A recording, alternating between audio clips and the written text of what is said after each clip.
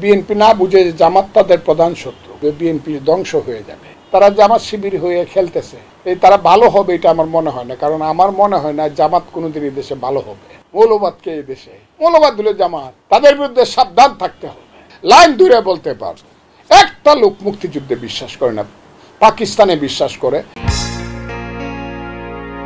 এদের পরিপক্কতার অভাব আছে তো, এটা বুঝেই যায়, এটা আমি বুঝি। এবং এখনো এদের সংশোধন হওয়ার সুযোগ আছে, কিন্তু সংশোধন হওয়ার সুযোগ থাকলে তারা যদি অন্যের হাতে খেলে, আমি কালকে এক জায়গাতে বলছি তারা অন্যের হাতে বলে তারা নাকি করছে, আমি বলছি তারা তো সিরাজউদ্দৌলা না, তারা সিরাজউদ্দৌলার অভিনয় করাইছে কেউ না কেউ, যারা দাবি করে যে আমরাই ছিলাম ব্যানগার্ড, আমাদের কথা মতোই আন্দোলন হয়েছে। জামাত শিবির, তারা জামাত শিবির হয়ে খেলতেছে। এই তারা ভালো হবে এটা আমার মনে হয় না, কারণ আমার মনে হয় না জামাত কোনোদিন এই দেশে ভালো হবে।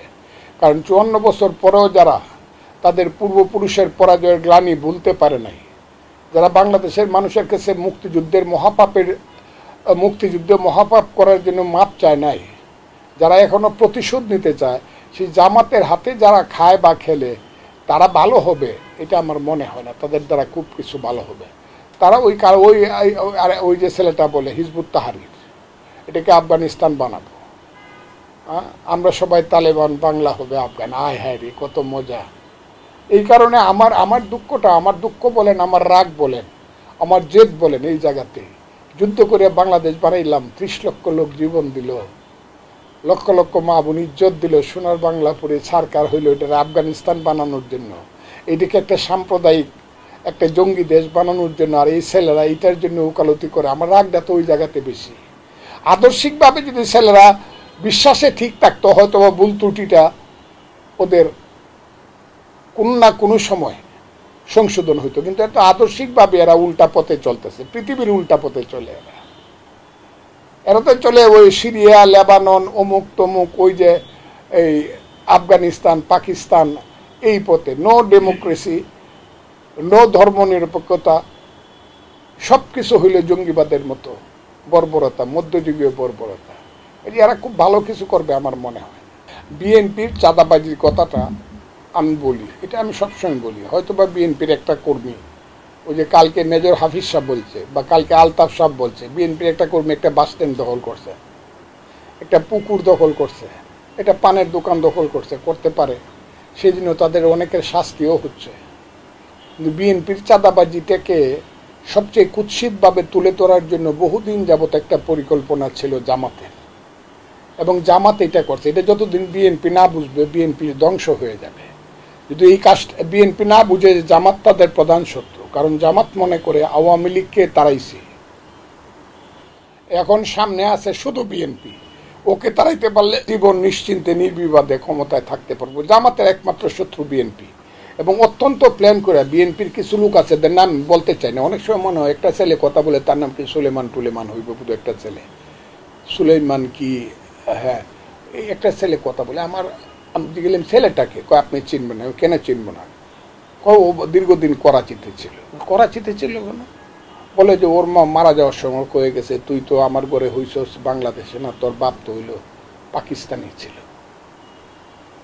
এই ছেলেটার যে কথা কয়, এরকম মানে পাকিস্তান প্রেমী যারা মুক্তিযুদ্ধকে যারা বিরোধিতা করে, যাদের পূর্বপুরুষেরা গুলি খাইয়া মরছে, কুত্তার মতো মরছে, মুক্তিযোদ্ধারা যাদেরকে পাইরা মাটির ভিতরে ঢুকাইয়া দিছে 16 ডিসেম্বর পর্যন্ত।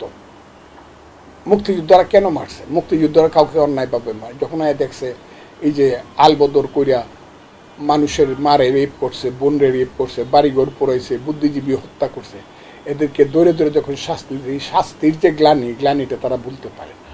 এইরকম জামাতের শত শত কর্মী আছে আমার সামনে দিয়া ঘুরে, আমি জানি, কারণ আমি মুক্তিযোদ্ধা কমান্ডার ছিলাম। আমার আশেপাশে 10টা থানাতে কে আলবদর ছিল, কে আলবদরের ছেলে এখন নেতা, কে জামাতের ছেলে নেতা, কে ওই এটারে কি বলে এই রাজাকারের ছেলে, কোন থানার কে নেতা, আমি এক নিমিষে আমার ভাটি এলাকার 36টা থানা উপজেলার নাম বলতে পারবো। কোথায় কে রাজাকারের, এই যে রেজওয়ানার বাপ, ও সবচেয়ে জঘন্য দালাল ছিল হবিগঞ্জে, তার নাম মহিবুল হাসান, সৈয়দ মহিবুল হাসান।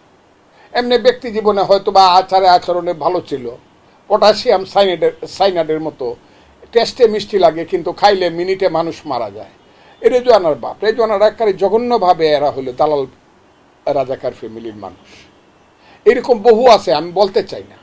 এরা অনেক বড় হয়েছে বাংলাদেশ, এখন অনেক বড়। এদের খালি গুলশানে না, অথবা দেখা যাবে লন্ডনে, আমেরিকাতে 2টা করে বাড়ি আছে। এরা কে? আলবদরের ছেলে। তার বাপ কেমনে মারা গেছিল?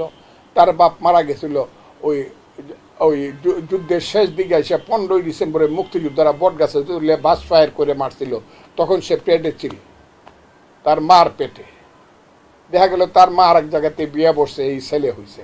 ছেলে তো জানে ওই তার বাপ, তার মারে সেকেন্ড যে বিয়ে, কিন্তু আসল তার বাপ তো মুক্তিযুদ্ধ। এইরকম আমার কাছে এত পরিচিত লোক আছে। এবং এদের একটা অদ্ভুত ব্যাপার হইল, আলবদরের ছেলে সব যারা আলবদর ছিল মুক্তিযুদ্ধের সময়, এদের ছেলে বেশিরভাগ 99 রাজনীতি করলেই অকরে, এদের কি বলে, জামাত করে, শিবির করে। আলবদরের ছেলে মুক্তিযুদ্ধের জামাত দালালের ছেলে, জামাত যারা দালাল ছিল, যেমন গোলাম আজমের ছেলে, এরা সব হইল এই শ্রেণী। এরা কোনোদিন বাংলাদেশকে সহ্য করে না। নিজামের ছেলে গোলাম, আমি এরকম করতে পারবো, লাইন দূরে বলতে পারবো। একটা লোক মুক্তিযুদ্ধে বিশ্বাস করে না, পাকিস্তানে বিশ্বাস করে, বাংলাদেশকে ঘৃণা করে। এদের বিরুদ্ধে এই যুদ্ধটা আমি মনে করছিলাম ভুলে যাব, কিন্তু এরা যখন বলে যারা অস্ট্রেলিয়া হাতে মুক্তিযুদ্ধ করছিল তারা আল্লাহর কাছে মাপ চাও, তখন আমি বলছি এই রাজাকারের বাচ্চা, আলবদরের বাচ্চা, যতদিন জীবন আছে মুক্তিযুদ্ধ ভুলবো না।